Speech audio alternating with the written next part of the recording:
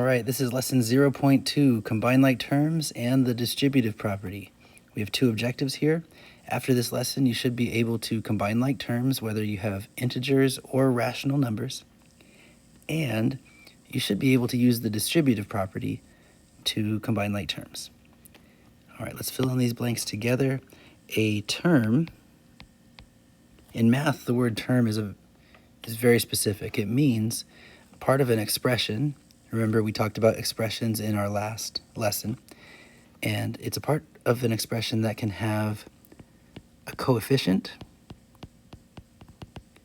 Coefficients, that's just the number part of the term, and a variable. And we could even put an S in parentheses. It might have more than one variable. But these coefficients and variables, they are joined by multiplication, and that's really important. So for example, 2x down here, if there's no symbol in between the 2 and an x, it's implied that it's 2 times x, so 2x is a term, or 3x is a term.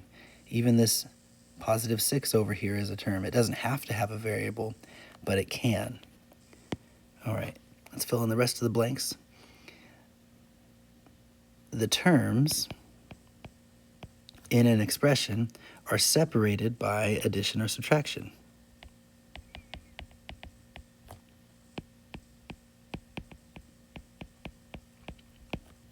So, before we fill in the last blank, if I were to ask you how many terms are in this expression, what would you say? Take a guess. How many terms are in this expression? Hopefully, you said 3, because 2x is a term, and there's a subtraction symbol, so our second term would be that minus 5, and there's an addition symbol, so our third term would be the plus 3x. All right. Before we get into that example further, let's fill in our last blank. You should know what like terms are. Now, like terms are terms with exactly the same variables. They can have different coefficients, but they have to have exactly the same variable or variables. All right, so let's try these examples together. It says for each expression below, how many terms are there? Are there any like terms? And if so, circle the like terms. So we already said that there are 3 terms in this first expression here. There are like terms. Do you see any terms with exactly the same variables? I recommend you circle them. So 2x has an x in it, and 3x also has an x in it. I do want to specify here, notice that I included the plus sign in front when I circled the 3x. The symbol in front of a term is always tied to that term. So this plus sign, this positive symbol, is tied to the 3x. In the same way, this minus sign means that the term without any like terms, this 5, is actually negative 5. Okay, so we've circled our like terms. The blue ones are like terms, and the red one is not a like term. Let's try the next one. 3x and negative 5x both are like terms, and then negative 2 and positive 6, those both have no variable, so those are also like terms. If you can identify like terms, the next step would be being able to combine them. Oh, let's cover that up for now. Let me zoom in just a little bit.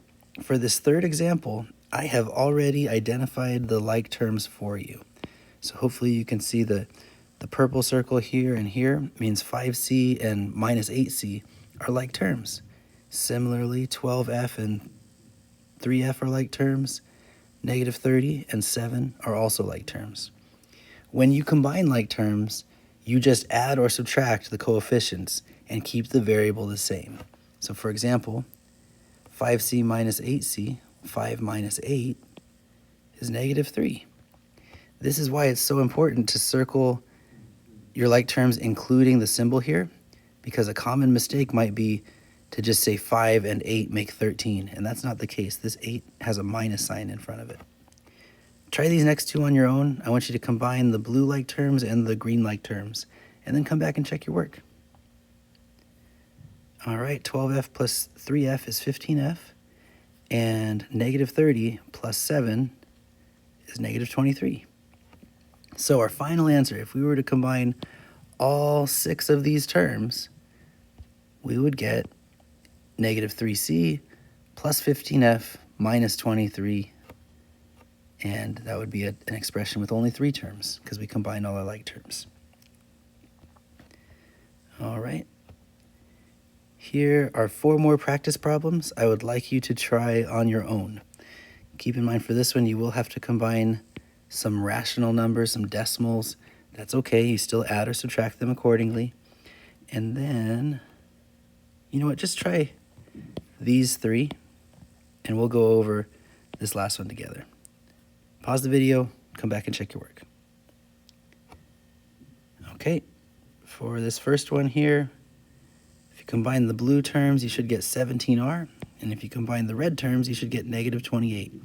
Now, I do want to note that if you added the red terms first and wrote it as negative 28 plus 17r, that's okay too. Typically, you put the constant, the term without a variable, at the end though.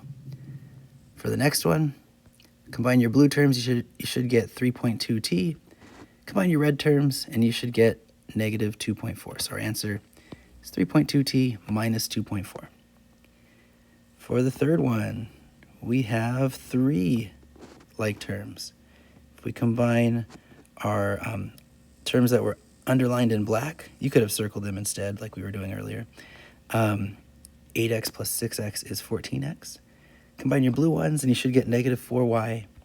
And then this constant has no like terms listed with it, so it just stays the same. We need to include that plus 4. All right, so for our last one, we've got these little 2's here, and they don't seem like they line up with the rest. They're in what's called the superscript. They're called exponents. And so when we have variables with exponents, the exponents have to match in order to be like terms. So even though 5s has an s in it, it is not a like term with this minus 6s squared, because this s has an exponent of 2 and this s does not.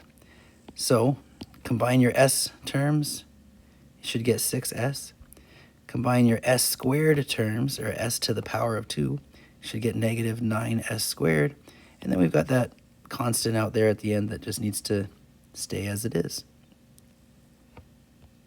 All right. We might see some word problems later in the chapter, so I'd like you to try this one on your own. I do have a hint for you. You can look at the table from our last lesson, and if you have any questions on this, we can discuss this one in person in our next class.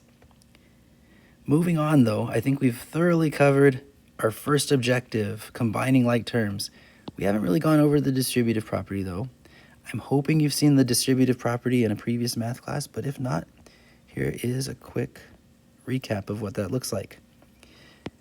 When we say distributive property, it's really, the full name of it is the distributive property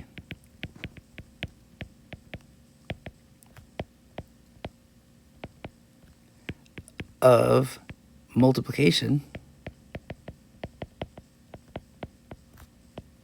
over addition. So if we have parentheses, like in this example here, and this 8 written outside of the parentheses, this means 8 times the whole parentheses. But if you notice, there's 2 different terms in the parentheses, so we have to distribute this multiplying by 8 to every single term. In this case, there's 2 in the parentheses. So let's color code it. Let's make one of them blue. So 8 times negative 5r. Well, actually, I'm going to bring this minus r out first.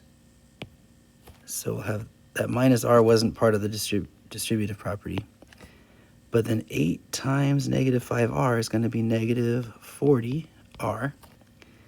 And then this red arrow here, 8 times negative 2 is negative 16. That's the only new step. We just applied the distributive property, and now we're left with an expression with 3 terms. They're color-coded for you. I want you to do the last step on your own. If there are any like terms, you need to combine them to get one of these multiple choice answers. Let's do the same thing with example 2 and example 3. We'll just practice the distributive property together, and then it will be up to you to finish the problem by combining your like terms. So again, we've got that negative k out in front here. That's not part of the distributive property. But then we have a minus parentheses. So this one's a little tricky. If you're subtracting everything in the parentheses, this is really just a minus 1 times the stuff in the parentheses. So we're going to take this negative 1 and multiply it by negative 8k.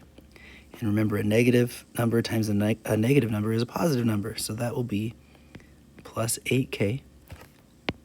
And then if we take that negative 1 again and multiply it to the second term in the parentheses, negative 1 times positive 7 is negative 7. And again, you do the last part. Take this 3-term expression, combine your like terms to get an answer. Let's do the last one really quick, and then we'll be done. We have negative k out in front, not part of the distributive property. But we're going to take this positive 2 and multiply it to the first term in the parentheses. 2 times negative 2k is negative 4k. Take the positive 2 again, but multiply it to the second term in the parentheses. 2 times negative 5 is negative 10. And again, you do the rest. Combine your like terms, tell me what the answer is. As always, at the end of this video, please ask a question if anything didn't make sense, or make up your own math problem just like the ones you saw in this video, and I'll see you all in class.